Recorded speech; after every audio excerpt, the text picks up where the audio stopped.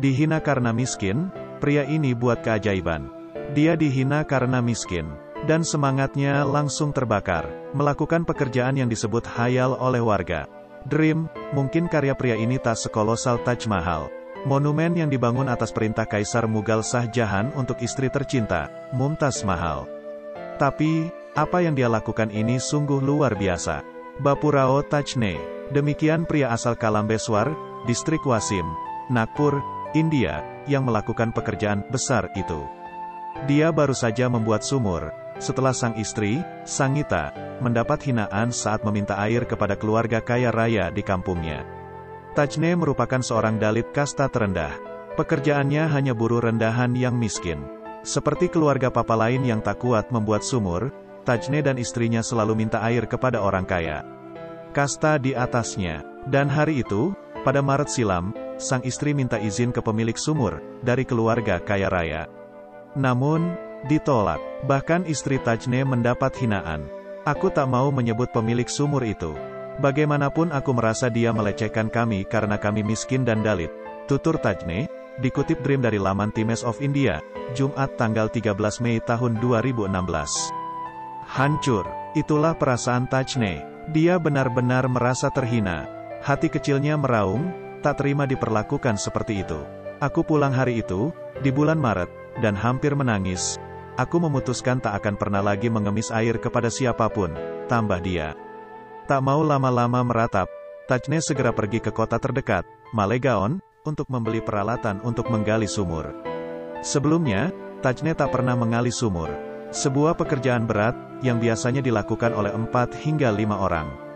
Namun, tekadnya sudah mengeras.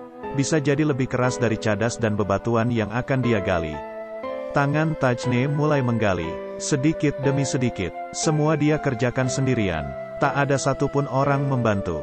Bahkan, semua orang menganggapnya sudah gila. Ya, semua orang menilai Tajne melakukan pekerjaan sia-sia. Tak pernah ada orang yang berhasil menemukan air di wilayah itu, karena lahannya berbatu. Sudah ada 3 sumur galian dan 1 sumur bor. Hasilnya nihil, lubang itu hanya mengaga, tanpa ada air di dalamnya. Sehingga wajar saja warga sekitar menganggap Tajne sudah gila. Penduduk desa terang-terangan mengejeknya, tapi Tajne terus menggali dan menggali.